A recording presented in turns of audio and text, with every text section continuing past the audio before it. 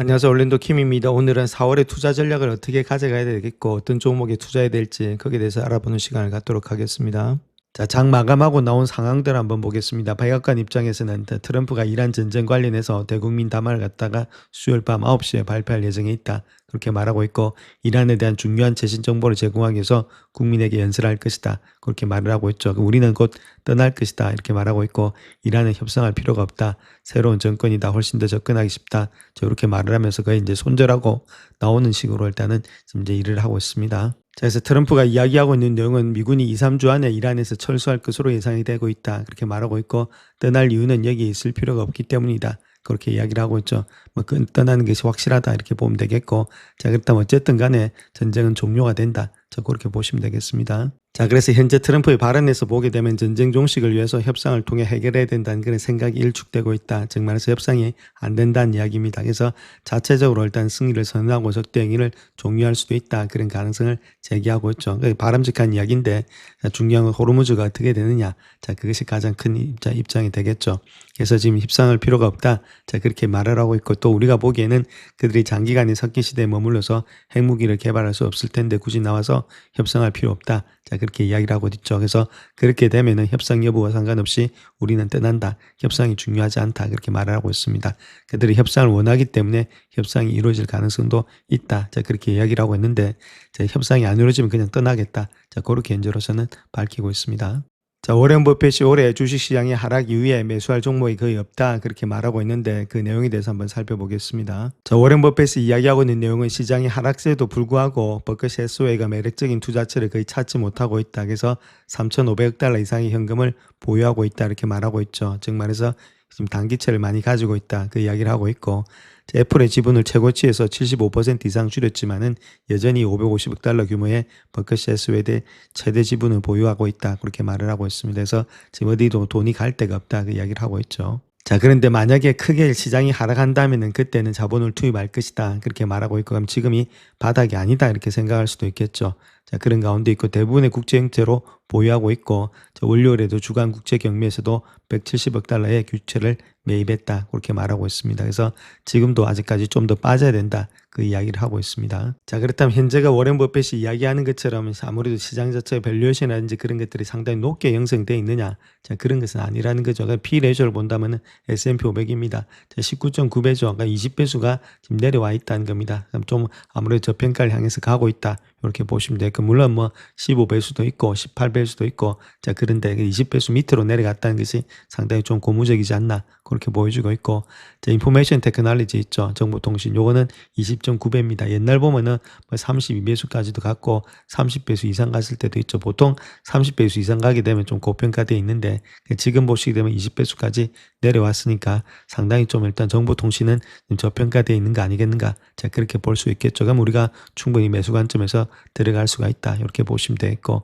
자, 일단 1나누기 PR 있죠. 그래서 PR의 역수는 주가 수익 비율이다. 이렇게 말씀드렸습니다. 그래서 주가 수익 비율 요거 자체가 넘으면은 아무래도 지금 10년물 금리 있죠. 10년 금리가 한 4.3% 정도 되고 있는데 자, 요거보다 훨씬 더 많으면은 주식에다 투자할 수 있겠죠. 그래서 1나누기 19.9 정도에 보면 되겠죠. 자, 그걸 했을 때 얼마만큼의 수익률이 나오는지 한번 보겠습니다. 그래서 1나누기 지금 현재 19.9배죠. 19.9배. 자, 그렇게 하면은 한 지금 이제 5%가 나옵니다. 그러니까 5%가 나오니까 주가 수익률이 아무래도 지금 이제 여기 안전자산이 4.3보다는 훨씬 더 투자할 수 있다. 그래서 이 정도 내려오게 되면은 이 정도 한 0.7% 0.8% 이익이 있으니까 충분히 아무래도 주가가 들어갈 수 있지 않겠는가. 내가 주식을 투자해서 버는 수익이 채권의 안전빵보다는 높으니까 좀 현저하게 높으니까 충분히 이쪽에는 들어갈 수 있는 그런 의지가 있다. 물론 더 떨어지면 더 들어가야 되겠지만 그래서 이런 것들을 본다 하더라도 밸류션 측면에서는 그렇게 현재로서는 그렇게 나쁘진 않다.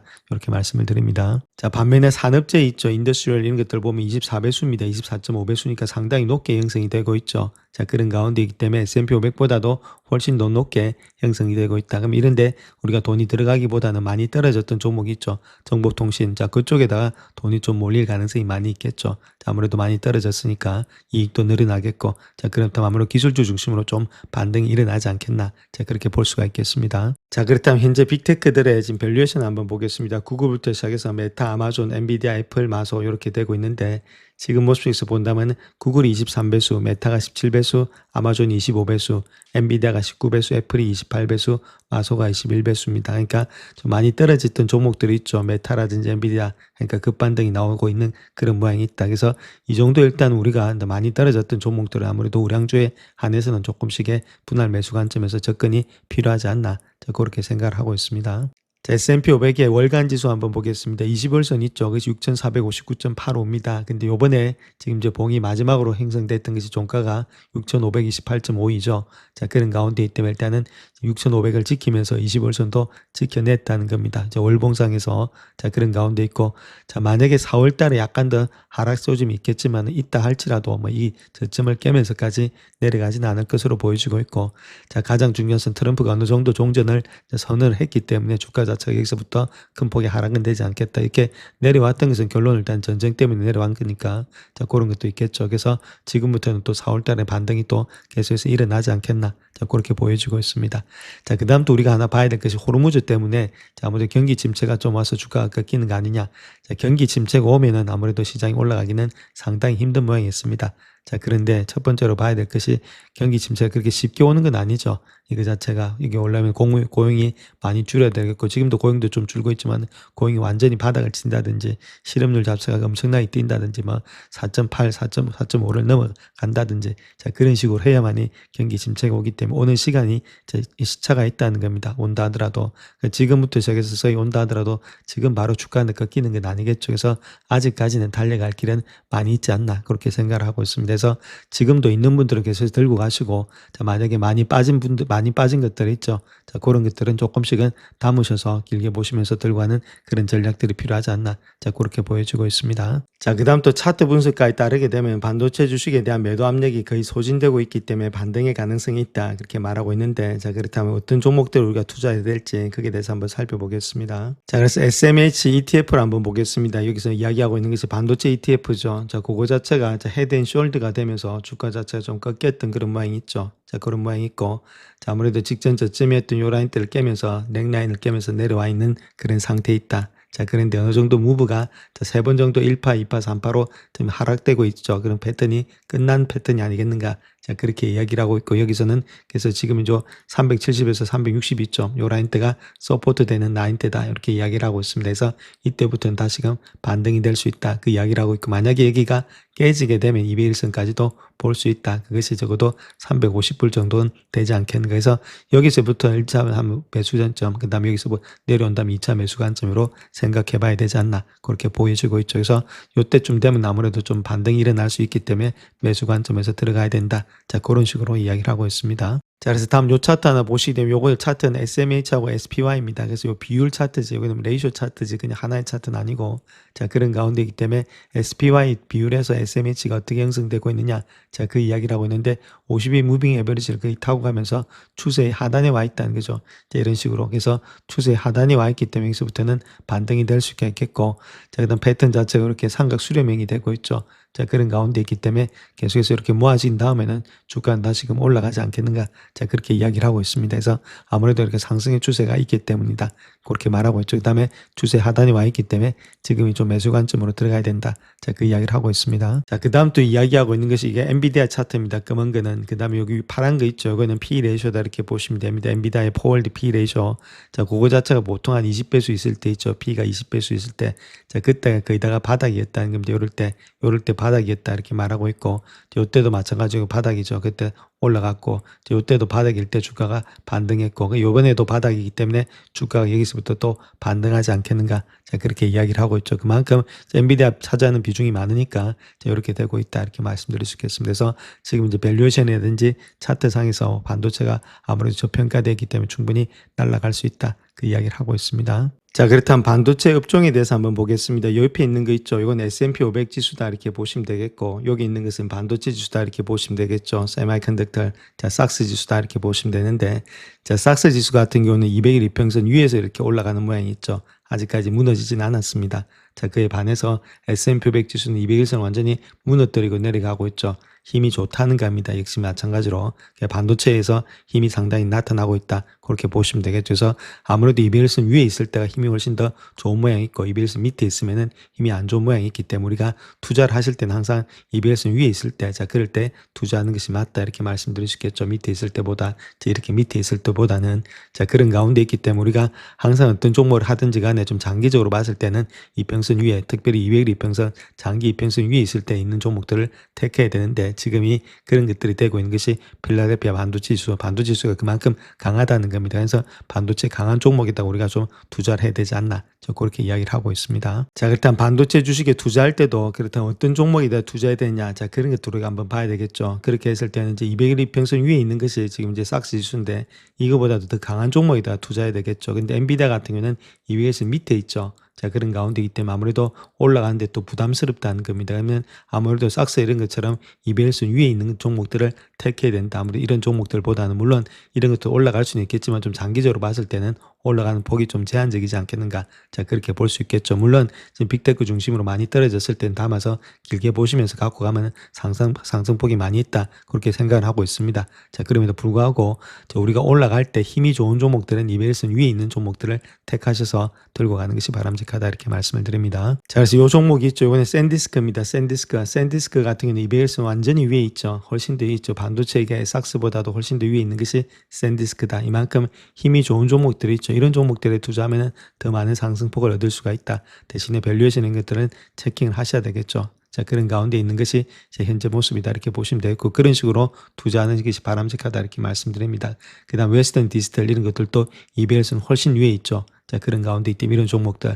자, 그 다음 또 보셔야 될 것이 자, 루멘텀 이런 것들도 상당히 위에 있죠. 200일선 위에 있는 것들. 그 다음 코이렌트 이런 것들도 상당히 200일선 위에 있죠. 그래서 아무래도 지수보다도 좀 위에 있는 종목들을 택하셔서 밸류에이션이 조정받을 때, 자, 그럴 때 들어가시게 되면 더 많은 이익들을 볼 수가 있다. 이렇게 말씀을 드릴 수 있겠습니다. 그래서 이런 종목들은 제가 그냥 말만 해드렸고 실질적으로 이제 기업 분석 이런 것들은 해보셔야 됩니다. 단순하게 차트 비교만 했으니까. 그래서 우리가 체크할 때 지금 제 첫 번째로 체크할 때 이런 거죠. S&P 500 지수. 자, 이거보다도 위에 있는 종목의 섹터를 찾자. 그 섹터가 삭스다. 그다음에 삭스 안에서도 어느 정도 일단은 200일선 삭스보다도 더 강한 종목을 찾아야 된다 해서 지수보다도 강한 종목을 찾고 그다음에 요 있는 게 삭스 있죠. 그러니까 업종보다도 더 강한 종목을 찾아서 우리가 투자를 하게 되면 더 많은 시너지 효과를 볼 수가 있다. 이런 식으로 말씀을 드리겠습니다. 자, 오늘은 구독자님 요청하신 크리도에 대해서 한번 알아보겠습니다. 지금 크리도 같은 경우는 이제 케이블 회사인데, 자, 그 안에서 이제 구리 케이블을 쓸 거냐, 아니면 광 케이블을 쓸 거냐, 자, 그것이 문제가 되고 있죠. 자, 그 가운데 있어서 그렇다면 정말로 어느 쪽에 일단은 생존 가치가 있는지, 자, 거기에 대해서 한번 알아보겠습니다. 자, AI 시대에 있어서 가장 치명적인 게 되고 있는 것이 병목 현상이 되고 있는 것이 연결성이라입니다. 연결성이 그만큼 중요하다 이렇게 보시면 되는데, 자, 과거에서 본다면 개별 연산 장치에서 성능에 의존했습니다. 하나의 칩에 이 성능에 CPU 하나에 의존을 했다면 지금은 수만 개의 GPU가 단일 컴퓨터처럼 작동을 해야 된다. 자, 그렇게 하기 위해서는 데이터 병목의 전체 시스템의 성능을 좌우한다. 즉 말해서 다 이 연결을 해야 되는데 이 구리로 다 연결이 되어 있죠. 자, 그런 가운데 얼마만큼 이제 연결이 잘 되느냐에 따라서 지금 데이터 센터가 잘 돌아가느냐 안 돌아가느냐에 따라서 달라지게 되고 있다. 그래서 결론적으로 네트워킹 통신으로 이동 중에 있다는 거죠. 하이퍼스케일러의 자본 지출 자체 역시도 컴퓨터 칩에서 이제 네트워킹 통신으로 가고 있다. 그리도는 초저전력의 펠미스 설계로서 데이터 센터의 물리적 한계를 돌파하는 핵심 기업이 되고 있다. 자, 아무래도 없어서는 안 되는 그런 기업 중에 하나가 되겠죠. 그래서 그만큼 중요한 것이 연결성이다. 이렇게 말씀을 드립니다. 자, 그런데 중요한 것 자체를 본다면 3Q 때 아무래도 실적 발표가 있었는데 그때 펀더멘탈의 신호는 좋았는데 시장에 소문도 많았죠. 그게 어디다가 우리가 중점을 둬야 되느냐. 자, 그런 것도 한번 봐야 되겠는데, 자, 구조적인 성장이 있었고 일시적인 잡음이 있었다 이렇게 보시면 됩니다. 자, Q3의 매출의 전년 대비해서 한 201.5% 2배 이상이 늘어났고, 자, 아무래도 EPS 이런 것들도 어닝 서프라이즈를 냈다. 그 다음에 총 이익률도 68.6%나 나타냈다. 그럼에도 불구하고 가이던스가 일단 마진이 하향이 되지 않냐. 4분기 4분기 때는 그런 식으로 이야기하고 있는데 그 이유는 신제품의 초기 양산 비용에 따른 전략적인 투자로서 그런 거고 내부자 매도 공세가 있지 않았냐. 그것도 텐비 5-1 이런 것들을 통해서 실질적으로 이미 보고를 한 다음에 매도하는 것들. 그다음에 상위 3개 고객사 매출 비중이 너무 많은 거 아니냐. 그렇게 이야기를 하고 있는 네 번째에 지금 하이퍼스케일러도 신규 확보로서 가지고 있다는 거죠. 그래서 일시적인 잡음이 좀 많았던 거지 실질적으로 한다면 구조적인 성장을 통해서 펀더멘탈은 강하게 형성이 되고 있다. 이렇게 말씀을 드립니다. 자, 네트워킹의 지금 물리적 법칙에서는 대역폭, 전력, 비용 이런 3중의 딜레마가 되고 있다 이렇게 보시면 되는데 그중에서도 데이터의 전송 속도가 기하급수적으로 증가할수록 신호 훼손, 전력의 소비가 극심해진다는 거겠죠. 이런 문제점이 있겠고 그 다음에 AI 데이터 센터의 가장 큰 물리적인 제약은 부지 면적이 아니고 렉당에 공급 가능한 전력이랍니다. 전력의 한계. 자, 그것이 가장 중요하다. 이렇게 보면 되는데 그래서 통신 장비에서 1W에 지금 전력을 줄여야만이 GPU 연산에서 1W를 더 할당할 수 있다. 그래서 초저전력의 솔루션이 시장을 지배한 이유가 여기에 있다. 그래서 얼마만큼의 지금 전력을 갖다 소비를 갖다 줄이느냐. 자, 거기에서 관건이 되고 있다. 그 이야기를 하고 있죠. 자, 그렇다면 구리하고 광하고에 어떻게 일단 스펙이 벤치마킹 되고 있는지 거기에 대해서 한번 비교해 보겠습니다. 그 크리도의 AC하고 AOC 요거 한번 광을 한번 비교해 볼 것 같으면은 최대 도달거리에 있어서는 3에서 7m가 되고 있죠. 여긴 태미에서 킬로미터까지 되고 있으니까 도달거리는 혹시 광이 강하다 이렇게 보시면 되겠고 그 다음에 엔드당의 전력 소비는 1.5W인데 여기는 7.5에서 8.5W니까 훨씬 더 이쪽에 소비가 적게 형성이 되고 있고 자, 유지 보수 코스트 같은 경우에 있어서는 여기에 중저가고 극도로 비싸죠. 자, 이런 것들은 상당히 좋은 모양이 있고 물리적인 유연성 여기는 얇고 유연한데 여기는 극도로 얇다. 이 두 가지는 여기가 좋은데 자, 아무래도 다른 것보다는 돈이 좀 코스트가 많이 들어가는 것과 더불어서 전력 소비가 많다. 자, 아무래도 이쪽이 조금 더 낫지 않나. 자, 그런 식으로 우리가 볼 수 있겠습니다. 자, 그래서 현재 AI 데이터 센터의 공간적인 현실을 봤을 때 대체제가 아닌 보완제다 이렇게 말할 수 있는데 특별히 만약에 10만 개의 포트를 갖다 AC 대신에 광 케이블로 구성하게 되면은 통신 모듈에서만 1메가와트 이상의 전력이 추가적으로 낭비가 된다. 그렇게 될 수 있겠죠. 그래서 지금 전력의 효율성 측면에서는 7mm 이내에서는 무조건 구리를 AC를 사용하고 있고 그 이상 거리에만 불가피하게 광 케이블을 사용하는 하이브리드 전략을 하는 것이 확고한 산업 표준이 되고 있다 이렇게 말하고 있죠. 아무래도 기술적인 측면에서 본다면 광을 따라갈 수가 없으니까 이 두 가지를 갖다가 같이 보완을 하면서 사용을 하고 있다 이렇게 밝히고 있습니다. 자, 그렇다면 우리가 알아야 될 것이 구리가 언제까지 쓰여질 거며 그 이후부터는 CPU가 상용화되면 구리 끝나는 거 아니냐. 자, 그렇게 이야기를 하고 있죠. 그래서 단기적으로 광 케이블의 크리도의 성장이 끝내는 거 아니냐. 그렇게 비관론이 일어나고 있는데 자, 그런 것들은 아무래도 기술 발전 속도를 갖다가 과대평가한 그 심각한 오류다. 그렇게 볼 수 있겠죠. 그래서 CPU가 뭔가를 먼저 알아야 되는데 이거는 고패키지드 옵틱스 그 약자로서 데이터 전송 속도를 높이기 위해서 광학 기술을 갖다 패키지 안에 반도체 패키지 안에 통합하는 기술을 말하고 있습니다. 그래서 구리 케이블의 한계를 극복하고 더 빠른 데이터 처리 속도를 갖다 하는 것이 CPU다 이렇게 보시면 되겠죠. 그래서 O가 이제 옵틱스니까 아무리 광학 쪽이다 그렇게 보시면 되는데 자, 중요한 것은 이제 브로드컴의 CEO 혹타님 이야기했던 것이 CPU 기술 자체가 단기적으로 데이터 센터 내에서 주도적인 역할을 하진 않는다 그렇게 말하고 있고 ACC 시스템 자체가 2028년도 2030년도까지도 압도적으로 다수를 차지할 전망이 있다. 충분히 이까지 갈 수 있는데 이까지 아니냐. 자, 그런 것 때문에 왈가왈부하고 있는데 저 심각한 과대평가 너무 기술 과대평가한 심각한 오류다. 그 이야기를 하고 있죠. 자, 그렇다면 크리도의 기술적 해자가 어디 있느냐? 그렇게 했을 때 혼합 신호의 DSP 아키텍처를 가지고 있다는 겁니다. 단순한 제조사가 아니고 전전 제조사가 아니고 시스템 반도체 기업이다, 팹리스 기업이다 이렇게 보시면 되는데 그래서 입력을 이런 식으로 했을 때 지금 이제 시그널 레스토레이션을 통해서 DSP죠. 그래서 신호를 갖다 능력적으로 복원이라든지 증폭을 할 수 있다. 이런 기술을 가지고 있는 것이 현재 아무래도 크리도다. 그렇게 보시면 되겠습니다. 자, 그 다음 또 두 번째로서 크리도의 기술적 해자가 어디 있느냐? 그렇게 했을 때 제로 플랩의 트랜시버라든지 AI 가동 시간이 사수를 할 수 있다. 이렇게 보면 되는데 일반의 광 모듈 같은 경우에는 단순히 일단 통신이 끊김이 발생했다. 그렇게 했을 때는 GPU 데이터의 동기화를 해서 붕괴를 했기 때문에 전체 클러스터를 셧다운하면서 훈련을 초기화된다. 그렇다면 막대한 금전적 시간적인 손실이 되고 있는데 그에 반해서 클리도 제로 플랩을 도입했을 때는 다중 센서가 품질 저하의 선제를 감지했을 때 파일럿 플랫폼으로서 원격적으로 측정을 경고하면서 발송을 한다. 그러면 시스템 다운 전에서 예측적으로 우회를 할 수 있는 라이팅이 되고 있다. 그래서 클러스터를 100% 가동률을 유지하고 있다. 이렇게 완전히 셧다운 하지 않고도 이렇게 할 수 있다는 거겠죠. 자, 그러니까 단연히 금전적 시간적인 손실이 없다. 자, 그렇게 보는 것이 두 번째 기술적 해자다. 그렇게 밝히고 있습니다. 자, 그다음 또 세 번째 기술적 혜자가 있는데 그것이 코미라 인수를 통해서 IP 생태계를 수직 계열화했다 이렇게 보면 되는데 하이퍼스케일들이 자체 맞춤형 칩을 설계할 때에 물리 계층부터 시작해서 논리 계층까지 완벽한 IP의 블록 세트를 일괄적으로 제공하고 있다. 물리 계층부터 시작해서 논리 계층, 그다음 하드웨어 보안, 반도체 IP까지 한꺼번에 다 할 수 있다. 그 이야기를 하고 있죠. 그래서 물리적인 부품 판매를 넘어서서 마진율이 100%에 달하고 있는 고수익 IP의 라이센싱 비즈니스의 폭발적 성장을 견인할 수 있는 기폭제를 확보했다 이렇게 말하고 있습니다. 그래서 이런 것들도 역시나 마찬가지로 기술적 혜자로서 볼 수가 있다 이렇게 말씀드립니다. 자, 그다음 또 법적 오버행의 완전한 해소가 있었는데 지진탕 소송전이 완전히 좀 최종이 타결됐다 이렇게 보시면 되겠죠. 그래서 세계 최대 케이블 제조사인 몰렉스라든지 T-커넥티비티와 AC의 기술 핵심 네트워크 상호교차에 라이센스의 합의를 도출했다는 것들, 공급망의 불안감이 완전적으로 제거가 됐다는 것들, 즉 빅테크 고객사들이 밴드 선정 시에서 가장 기피하는 부품 판매 금지 가처분 리스크가 완전히 해소되어서 안전한 납품이 되고 있다는 것들, 자본 및 영업력이 재보치되고 있다. 법적 방어에 소모되던 자본을 갖다가 차세대 1.6T에 지금 광학개발에 전면 투입하면서 대규모 계약 수주 공시를 이끌어낼 수 있는 명백한 촉매제가 되고 있다. 자, 이런 것들이 뭐 소송 리스크가 끝났다는 이야기입니다. 한마디로. 그러니까 이런 것들을 통해서 아무래도 촉매제가 되지 않겠는가. 그렇게 볼 수가 있겠죠. 자, 그다음 또 숫자적으로 본다 하더라도 계속해서 순차적으로 매출의 성장이 일어나고 있다. 레버뉴 그로스가 이 Q1에는 274, 여기는 272, 그다음에 일단 201.5%로서 계속해서 이렇게 늘어나고 있죠. 자, 그만큼의 매출의 성장이 많다는 것들.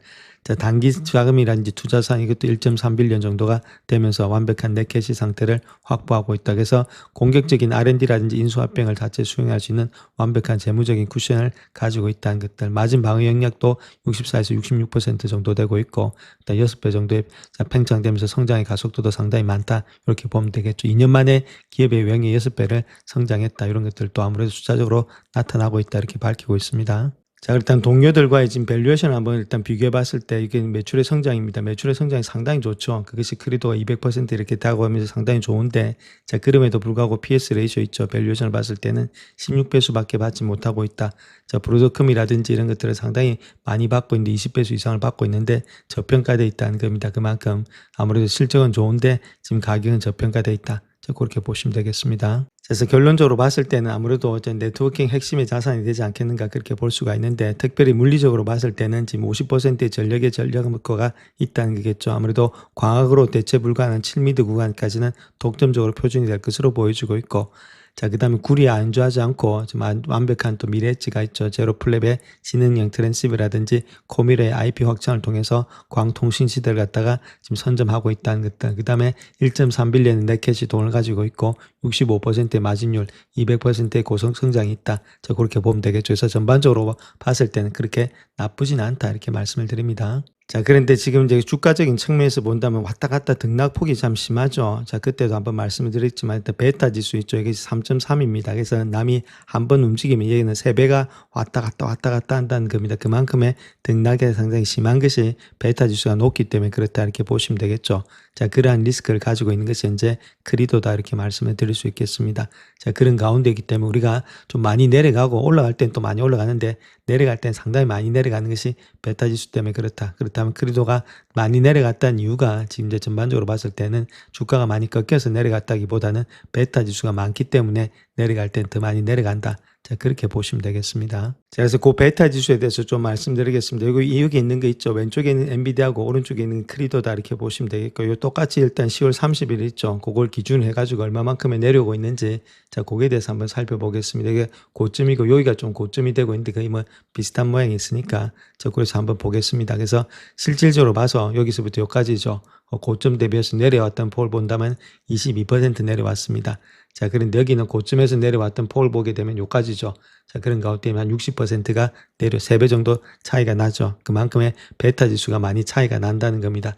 즉 말해서 주가 자체가 내려가긴 비슷하게 내려가고 있고, 꺾이는 것도 올라갈 때는 많이 올라가고 또 내려갈 때는 내려가는 폭이 비슷한데, 자, 아무래도 내려가는 폭 자체가 베타가 그렇게 크기 때문에 얘는 적게 내려가는 반면 얘는 많이 내려간다. 자, 그 뜻을 가지고 있는 거지. 이게 시장이 내려가서 내려간 거지 회사가 나빠서 내려간 게 아니라 전반적으로 시장 성장이 낮아서 내려가고 있다. 자, 그렇게 보시면 되겠습니다. 그래서 전반적으로 베타가 높다는 것이 이런 데서 나타나고 있다. 이렇게 보시면 됩니다. 자, 그래서 현재 모습에서 조금 안 좋은 모양에 있는 것은 2017년도, 2018년도를 보면 EPS 성장률이 좀 떨어지고 있죠. 42%에서 23%로서 그다음 매출의 성장률 역시도 52%에서 26%로서 좀 떨어지고 있다는 겁니다. 그래서 성장이 좀 떨어진다는 말은 주가가 바로 올라가기는 좀 쉽지가 않다. 조금 시간과 기간 조정이 좀 많이 걸리지 않겠나 그렇게 보여지고 있습니다. 자, 그래서 차트적인 측면에서 본다 하더라도 직전 고점에서 어느 정도 반등은 일어났는데 아직 추세 자체가 그렇게 상승의 추세가 아니라는 거죠. 아직까지는 추세가 하락의 추세가 되고 있다는 겁니다. 그렇게 이런 하락의 추세가 되고 있는데 이 추세가 어느 정도 일단 다시금 올라서면서 반등이 돼야 되는데 그것이 지켜질지가 문제다. 그래서 80불대가 지켜지는지 보시고 자, 그거만 된다면 다시금 주가는 좀 반등하지 않겠는가. 자, 근데 시간과 기간 조정은 좀 걸릴 것으로 보여지고 있다. 이렇게 말씀을 드릴 수 있겠고 요번에 실적이라든지 이런 것들이 좀 받침이 돼줘야 된다. 자, 그렇지 않으면은 아무래도 주가는 좀 더 흘러내릴 수 있는데 그래서 지금 80불이 지금 마지노선이다 이렇게 보시면 되겠고 자, 만약에 80불이 강하게 깨진다면 주가는 좀 더 많이 흘러내릴 수가 있다. 그때는 뭐 손절이 돼야 되겠죠. 근데 80불이 지켜준다면 아무래도 약간의 지금 반등의 가능성이 있는데 저 기간과 시간 조정은 좀 걸릴 것이다. 그래서 앞으로 조금 이런 것들은 이익과 지금 이제 매출을 계속해서 관찰해야 된다. 이렇게 말씀을 드립니다. 영상을 끝까지 시청해 주셔서 감사합니다. 영상이 도움이 되셨다면 구독과 좋아요 부탁드립니다. 감사합니다.